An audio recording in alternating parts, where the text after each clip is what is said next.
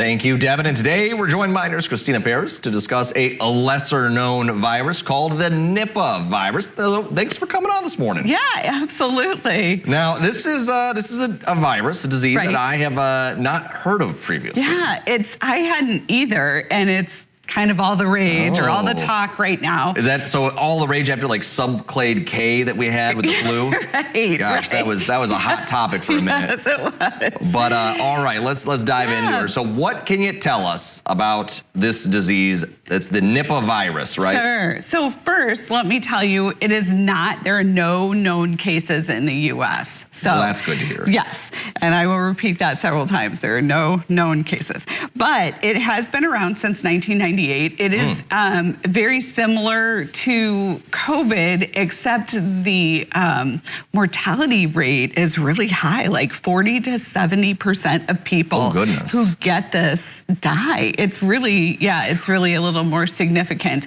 Right now, it's located more in places like Bangladesh, India, Malaysia, Philippines, and Singapore. Real high populated places. Right. But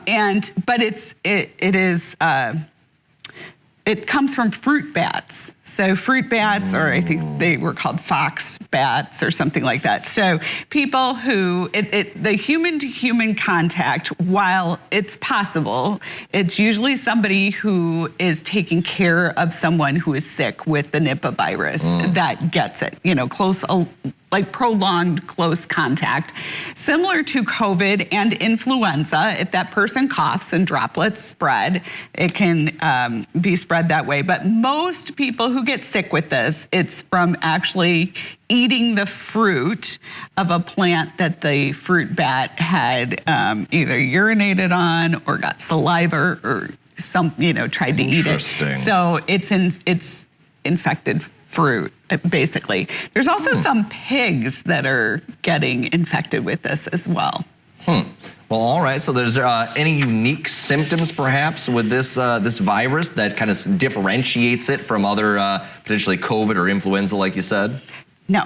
Oh. That's the bad thing. All right. Well, I know. That's I know, unexpected. Right? Yeah. So the symptoms are the same. Most common is a fever. Again, too, with any virus. So we're talking like COVID, influenza, and even the common cold. Those are viral. Antibiotics do not work. But yep, it starts with a fever. Then people can get, the chills and fatigue and drowsiness, maybe dizziness. Some are even having some nausea, vomiting, and diarrhea, some GI symptoms, muscle aches and pains. Again, we see that with COVID and flu. Where it kind of differs, I guess, a little bit is that it can affect the brain.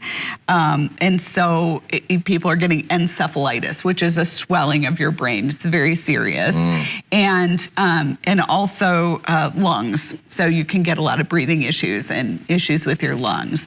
And the problem is with these, the brain, if the brain gets affected, is people are having these long-term neurological effects because of it. So they're going to have maybe some long-term paralysis or long-term memory or cognitive issues or depression that come along. Which we kind of saw with COVID too. COVID also affected the neurological system. And so we saw some long COVID with that as well. So similar to that.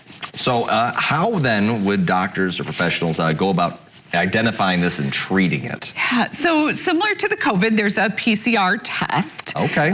Although, it's not going to be a test that they're going to just do.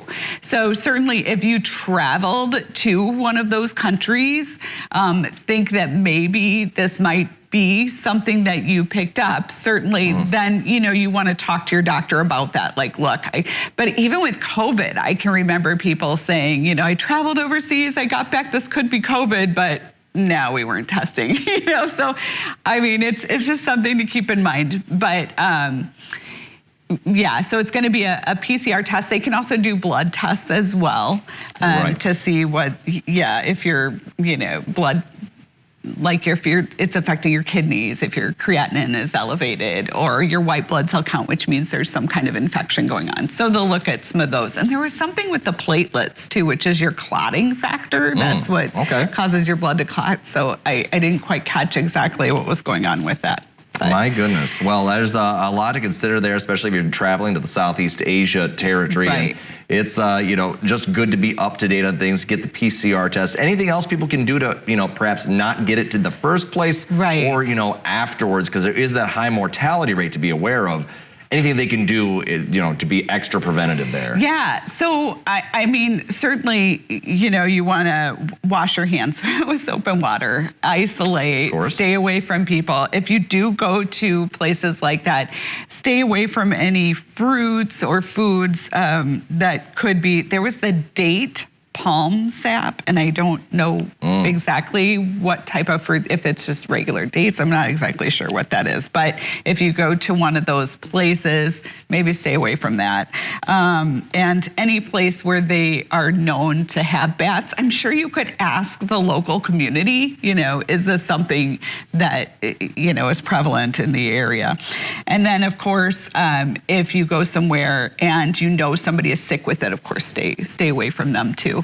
And there's no treatment like with COVID and stuff. They're certainly trying different things. There's no vaccine that's been identified yet, but of course they're working on getting vaccines for this.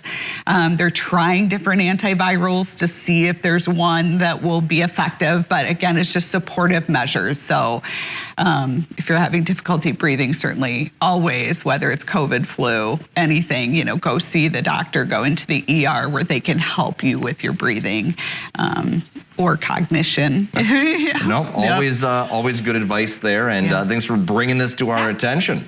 You never know what you're going to learn. No, and again, not in the U.S., in case you came in the middle of this. That is good to hear. Well, thank you for taking the time this morning. We're going to be right back with your What's Trending.